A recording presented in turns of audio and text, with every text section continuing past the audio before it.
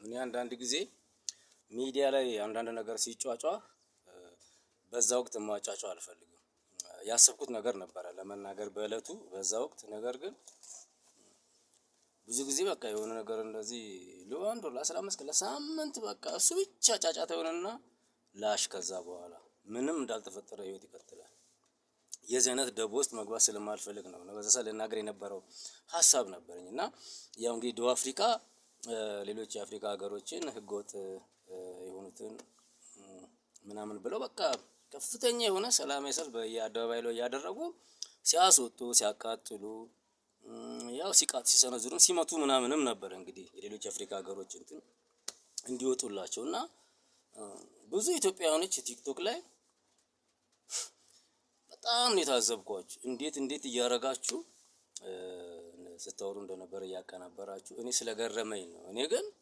እኔ ምንም አልመሰለኝም። የደቡብ አፍሪካው እንደፈለጋችሁ ምንም ከጥፍር መቆሻሻ አልቆጠርኩትም። የደቡብ አፍሪካው አገሬ ላይ እንደዛ አይነት ትዕይንት ስላየው እዚህ ኢትዮጵያስ ጎያችን ላይ የታቀፍከው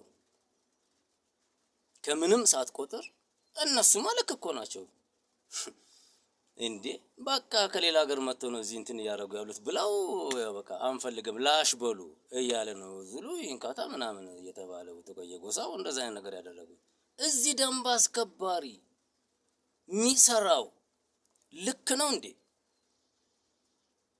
እኔ አሁን የመንግስትን ተቃዋሚ አይደለም የማወራው እንዲች አድርጌ አሁን ያለው መንግስት አልቃወምም። ነገር ግን በጣም ስርዓቱ እንዲጠላ የሚያደርግ ስራ ግን 100% እየተሰራ ነው። ሁሉም እኔ ስልጣናው ምን አይነት ነው?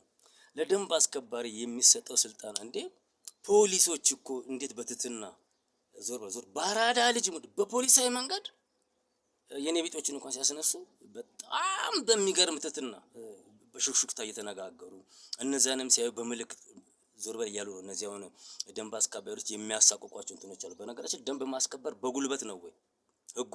አልቃወምም ከሆነ በጭፍርነት በጉልበት በመበተን የሚሰሩትን ነገር አትክልትም ይሁን ቲማቲምም ይሁን ያዙትንም ዕቃ ይሁን ያንጠባጠቡ እንዲሮጡ በማድረግ በማሳቀቅ በማሽቆጥቆጥ ልክ ደቡብ አፍሪካ እንደሚደረገው በማድረግ ነው ወይ ስልጣናዊ ደንብ አስከባሪ ከሆነ አልቃወምም። በቃ የመንግስት ህግ ከሆነ እኔ ተቃዋሚ ስላልሆንኩ እንደዚህ አይነት ስልጣና ወይ ደንብ አስከባሪ የሚሰጠው ምንም ፖሊሳዊ ስነ ምግባር የለውም ወይ? ፖሊስ ነክ ነገር አይደለም ወይ? ደንብ አስከባሪ አሳቃቂ ነው ወይ በባህሪው ደንብ አስከባሪ?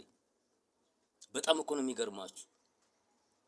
ሌባና ፖሊስ ነው ይሁን በቃ ችግር የለውም እኮ እንደዛ ያርጉ እኮ በቃ ከቦታ ቦታ እየሮሮጣቸው ይስሩ ወይም ይኑሩ ወይንም ቦታ ይቀይራል ይሄዳል ይባረር። እኔ አልቃወምም መባረሩ መሽቆጥቆጣቸውን አልቃወምም። በቃ እንዳይመጡባቸው ነው። በቃ ደንብ አስከባሪ ናቸው ሲመጣ ያስነሳዋል። ነገሩ ግን ሌላ ነው። የሚያስነሱበት መንገድ የሚያሽቆጠቁጡበት መንገድ ፍጹም ይሄ አብዮት ምናምን የሚባል ነገር ነው የሚመስለው። እንዴ አብዮታዊ እርምጃ መውሰድ ይሻላል። ያለፈው ስርዓት አይነት ነገር ነው የሚታየው። እንዴ ብልጽግና አሁን የመደመር ፓርቲ ሰው ተኮር ፓርቲ ነው።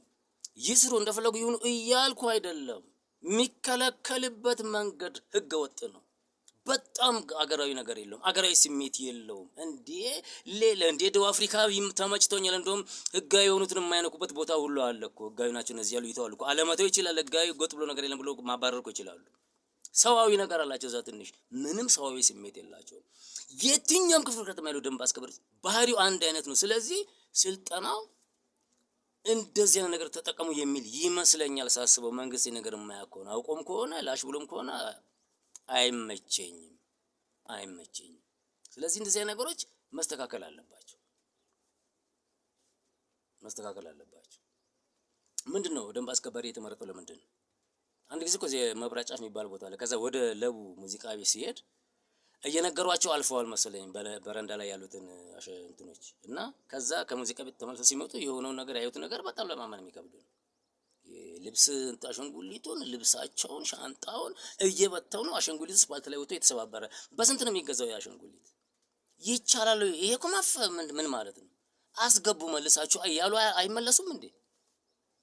ካርድ እየሰጠ አይመለሱም እንዴ? ወይንም የሆነ ቅጣት አይመደብም እንዴ? የተወሰነ ብር በእያንዳንዱ አሻንጉሊት በእያንዳንዱ ሻንጣ ይሄን ያህል ብር ትከፍላለህ ብሎ እኮ የሆነ የተወሰነ ቀላል ቅጣት ብር እኮ መሰብሰብ ሁሉ ይቻላል። አይዲያ ያለው ሰው ስለሌለ እኮ። ደቡብ አፍሪካ ምንድነው ትሉ ነበር? ያን ነገር ነው ቀርጬ በኖር። በነገራችን ላይ እኔ እየቀረስኩ እንዲያ ነገር መፖሰት አይመቸኝም። የአገሪቱ ያለችበትን ገጽታ ምናምን እንዲል አልፈልግም። የተፖስተውንም ሼር አላደርግም። እኔ በንግግር ማቅረብ ነው የምፈልገው። እና ደንብ አስከባሪ ምንድነው? እንደዚህ ነው እየሰለጠኑ የሚወጡት። እንደዚህ እንደዚህ መምታት ምታቸው ራሱ በጣም ሼም የለውም። በጣም ያስጠላል። እያለቀሰ አፈር ልብላ እየተባለ የሚቀጠቀጥ ልጅ አለ ተይዞ። በቃ ሁለተኛ እንዳሰረካ እዚህ ቦታ እንዳትመጣ ብለህ መሸኘት ነው ያን ልጅ እንዴ? መቅጣት ነው ወይንም አለዛ ደግሞ በቃ እየተሯሯጠ ይስራ እንዴ? ወይም ሌላ ዘዴ ይፈጠር። መምታት አይቻልም፣ አገሩ ነው። አትችልም መምታት። ደንባስከ አትምታ፣ አገሩ ነው። አባረው ያዘው። ለህግ የለም ህግ የምታቀርቡበት ቦታ የለም ወይ? ይዘው ማቅረብ ነው። ከያዝከው ጫፉን መንካት አትችልም። ሁሉም ደብዳቤ ናቸው። በጣም ይገርማቸዋል። አስጠላኝ እነሱን ማየት ነው። እንቆቅልሽ የሽኮኮ እንትን እንዴ የደቡብ አፍሪካን ስታደነቁር ትውላል። ያውን ረሳው። ግን እኔ ሀገሬ ላይ ያለው የደንብ ማስከበር ስርዓት መስተካከል አለበት። አሻንጉሊት በእርግጫ መምታት፣ ያኑ እቃ እንትን ማድረግ ውጪ እነዚህን ልጆች ጆብሎ ምናምን እንደዚህ የሚያዞሩትን መበተን ሳያንስ ሱቅ በረንዳ ላይ ደረደሩትን በካልቾ እየመታ እያንከባለለ አሻንጉሊቱን አስባችሁታል? ስንት ነው የሚገዛው? ያ እንትን የአራት የአምስት በመደዳ እኮ ነው። እንዴት እንደ አውሬ እየሮጠ እንደመጣ ሰው አይመስሉም። በዛን ሰዓት ደግሞ የሚገርማችሁ ነገር በጌታ ስም በእውነት ነው የምነግራችሁ፣ በጣም አሳፋሪ ነው ኢትዮጵያ ውስጥ እየሆነ ያለው ነገር። በእነዚህ በደንብ አስከባሪ በጣም ያስጠላል። እንደገና መስተካከል አለበት። ጥናት ሊደረግበት ይገባል። ቴንክ ዩ